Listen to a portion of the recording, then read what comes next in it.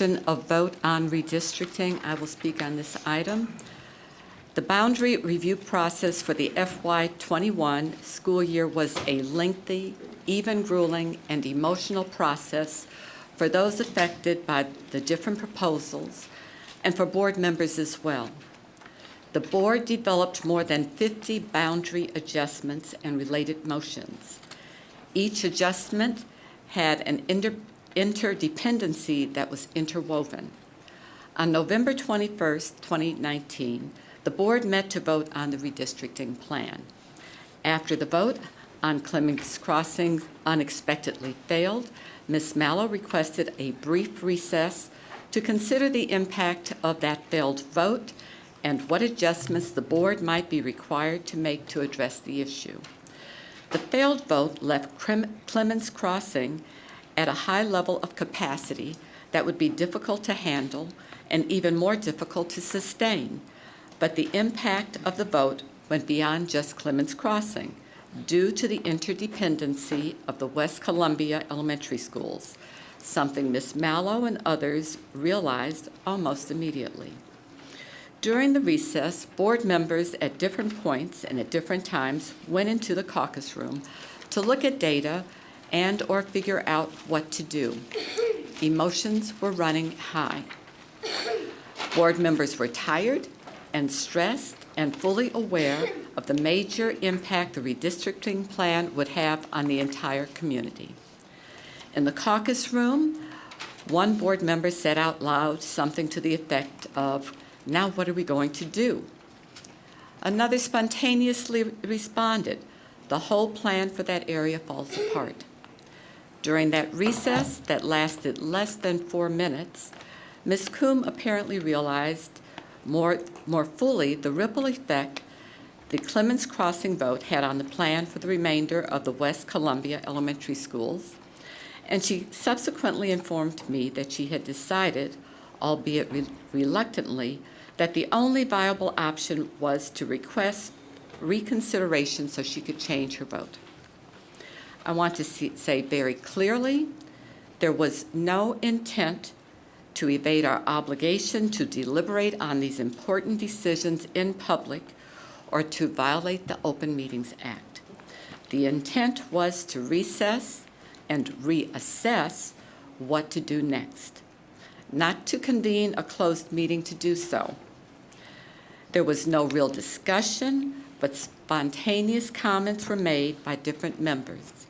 And I think that there was little question that there was a quorum in the planning room for all or part of the brief exchange that may have impacted Ms. Coombe's decision to request reconsideration of the vote. On behalf of the board, I regret that our actions complicated an already complicated and tense situation and raised questions about the vote and the process. It is my hope and my intent that this information, describing as best I can what occurred during the recess, so the public better understands what happened and why, whether you support the Clemens Crossing decision or not, and that the board publicly acknowledges and corrects what appears to us to be a violation of the Open Meetings Act, albeit unintentional. I therefore move that the board vote to ratify and to reaffirm the vote taken with respect to Clemens Crossing. Second. Okay, thank you. If there's no discussion, are we prepared to vote? Ms. Delmont-Small.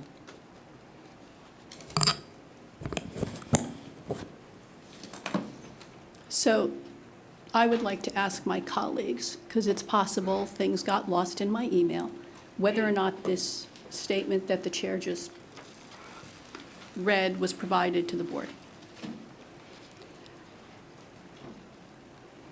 This may not have been provided to the board. I don't believe so. You got a similar statement, but wasn't this exact one?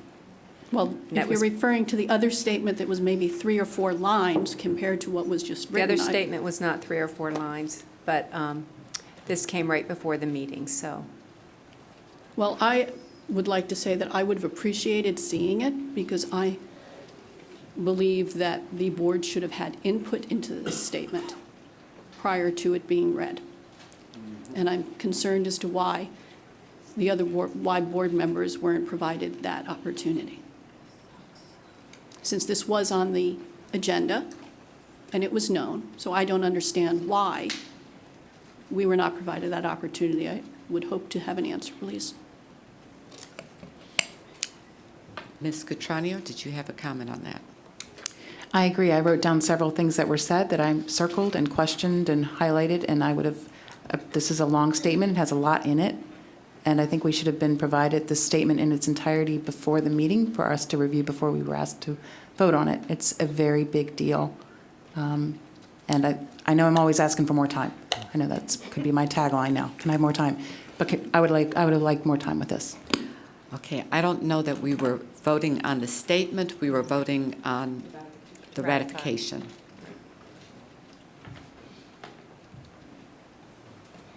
The statement was made on behalf of the board as a body and as of a whole. And as a member of that board, I would have appreciated having the opportunity to have the document so that I could provide input if I so chose. And I do not understand, so I do not think we should move forward. Okay, we have, I'll go on to Dr. Wu. So can we have a copy? Just look around. Yeah, I realize this is much longer than what we have. So what I would say is that a statement was requested, and as during a meeting that most of us attended by an individual board member, and a statement was written and then reviewed by the people who wrote the statement. By the individual who wrote the statement, we learned very late that it would not be a statement given by one individual board member. I don't think that negates allowing the rest of the board to have time to read the statement. Could you kindly direct us to the email where the previous statement is located? I will have to wait for Ms. Hanks to come back.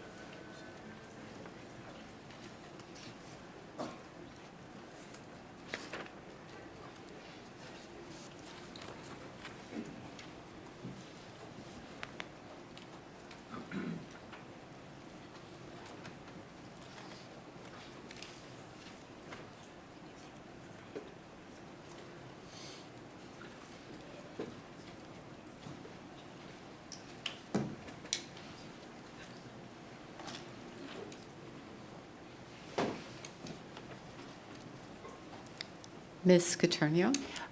Suggesting that, should we recess so that we can take time to actually read it and review it, or?